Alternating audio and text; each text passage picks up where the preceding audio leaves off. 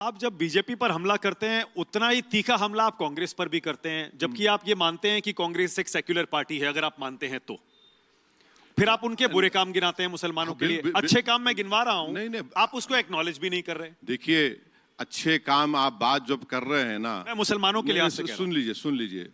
Unlawful activities prevention act किसने बनाया? Unlawful activities prevention act को किसने स्ट्रांग किया? चिदम्बरम ने किया। मैं यूपीए की सपोर्ट कर रहा था, मैं उसकी खुल के मुखालिफत की, उसके खिलाफ वोट दिया।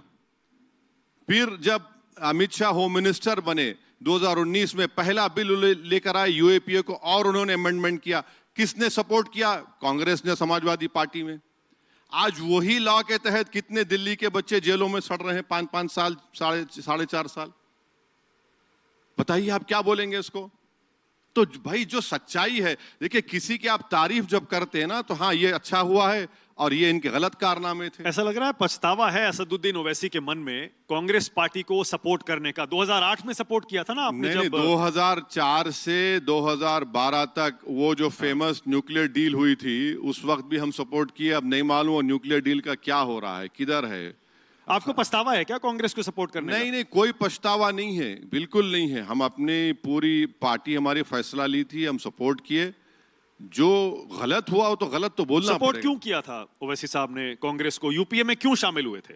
इसलिए शामिल हुए थे कि 2002 का जेनोसाइड हुआ था गुजरात में मुसलमानों का, और पूरे मुल्क में ये ख्वाहिश थी कि अटल बिहारी वाजपेयी की सरकार ने इसको रोकने में नाकाम साबित हुई। ग्राहम स्टेन्स का उड़ीसा में उनकी फैमिली को जिंदा जला दिया गया। जब एक कॉन्स्टिट्यूशनल रिव्यू कमेटी बनाई गई थी, आपको याद होना चाहिए, ये सब चीजें थी। उसको देखकर एक फैसला लिया गया था कि चलिए, डॉक्टर मनमोहन सिंह साहब वजीर आजम बने, बड़े शरीफ आदमी थे, उन्होंने अच्छा काम भी किया, इसे कोई डिनाई नहीं कर सकते। सच्चर कमेटी उन्होंने बनवाई, फिर मिनिस्ट्री ऑफ माइनॉरिटी अफेयर्स उन्होंने बनवाया।